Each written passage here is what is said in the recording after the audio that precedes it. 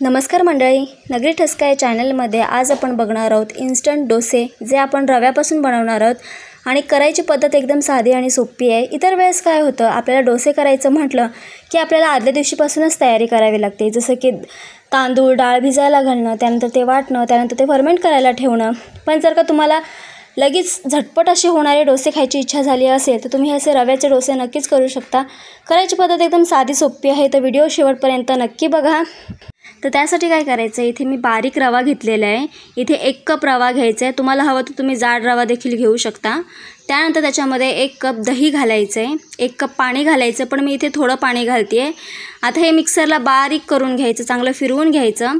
त्यानंतर अर्ध कप जो पाणी होतं ते पाणी घालून घ्यायचं याच्यामध्ये, म्हणजे टोटल आपल्याला 1 कप पाणी घालायचं, 1 कप रवा, 1 कप दही आणि 1 कप पाणी। त्यानंतर हे 15 मिनिटांसाठी तसंच ठेवायचं। 15 मिनिटं झाली की मग त्याच्यामध्ये चवीपुरतं मीठ घालायचं, थोडासा इनो घालायचा आणि छान असं हे व्यवस्थित मिक्स करून घ्यायचं। त्यानंतर इथे मी डोस्याचा तवा गरम करून घेतला होता, त्याच्यामध्ये तेलसुद्धा घालायची गरज पडत नाही, इतके छान डोसे तयार होतात त्याच्यामध्ये। तवा गरम झाला की मग याच्यामध्ये पळीच्या सहाय्याने हे बॅटर ओतून घ्यायचं आणि छान असं दोन्ही साईडनी छान असा डोसा भाजून घ्यायचा। आता तुम्ही बघू शकता इथे जाळीसुद्धा किती छान पडलेले आणि एकदम मऊ लुसलुशीत होतात हे डोसे, खायलासुद्धा खूप टेस्टी लागतात।